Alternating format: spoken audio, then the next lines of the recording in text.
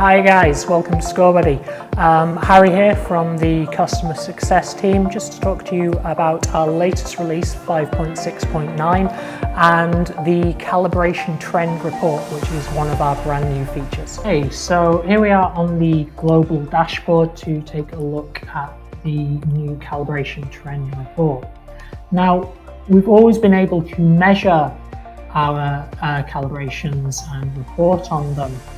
In the calibration module, we've had a calibration report, which has shown us the variation measure for our evaluators, showing us whether they were below, above, or the same as the results which we've chosen against which to calibrate. The great news is that now you can see how this variation measure is changing over time for your evaluators.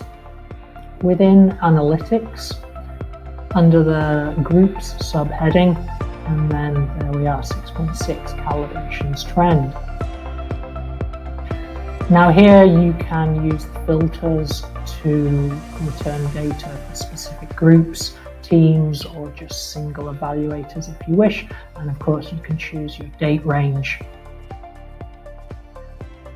And we see here that this is showing us an average for that variation measure for any calibration list that Alicia has scored in week 41. You can see that she was on an average of 3.49 above the first score in week 41. And in week 42, she was actually moving further away from that first score. She was scoring even higher again, and she was on an average of 11.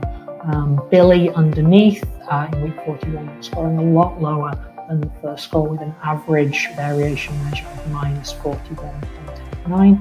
But in week 42, he was actually moving closer to that first score, and he had a minus value of only 23.91.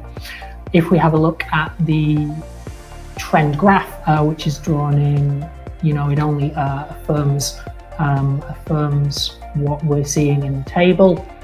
Alicia moving further away from that 0, which would mean she was marking exactly as the first score, but we see Billy, who is moving towards that first score with his average variations. The interval buttons here will also allow you to see that trend at a monthly or quarterly interval if you prefer. And of course, as with all of our analytics reports, you can export those to a spreadsheet if you'd like to look at that data outside of the platform. That's the Calibration Trend Report. We think it'll be really useful for everyone.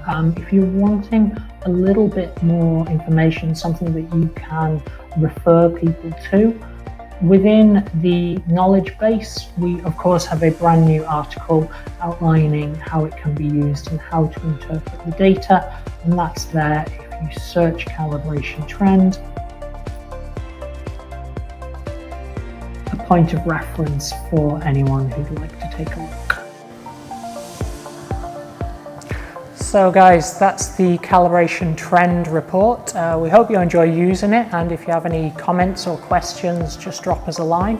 So from everyone here at Scorebuddy, thanks for joining us, and we'll see you next time.